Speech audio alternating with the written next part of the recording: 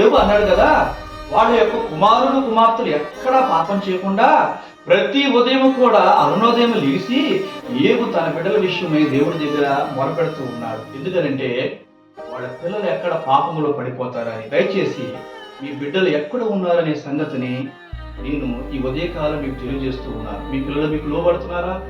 మీ పిల్లలు మీకు లోబడేటువంటి జీవితం అని కలిగి ఉంటున్నారా? అలాంటి బిడ్డలుగా క్రైస్తవులుగా పెంచుకోగలుగుతున్నారా? ఒకవేళ నీ కుటుంబంలోనే నీ బిడ్డలు నీకు లోబడి ఉంటే చాలా ధన్యవాదాలు.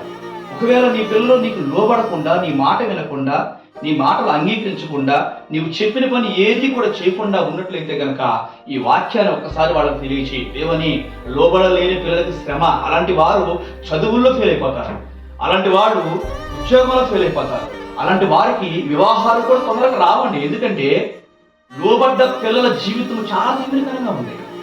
లోబడిన పిల్లల జీవితాల్లో చాలా మంది ఎంప్లాయీస్ కనిపిస్తూ ఉన్నారు. లోబడేటువంటి పిల్లల జీవితాల్లో ఎన్నో నూతనమైనటువంటి కార్యాలు పరిశుద్ధుడైనటువంటి దేవుడు చేస్తూ ఉన్నాడు.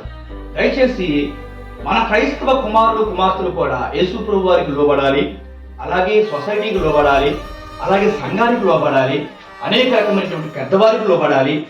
చాలా మంది అన్యులు విగ్రహార్థ ఫ్యామిలీ చూస్తున్నప్పుడు వాళ్ళ ఎదుట విధేయత కనపడాలి, క్రీస్తు కనిపించాలి. దయచేసి మీ పిల్లలు అలాగే నా పిల్లలు మనందరి పిల్లలు కూడా మనకి మన పెద్దవారికి లోబడవలసిందిగా ప్రభు పేరట మనం చేస్తూ ఉన్నాను.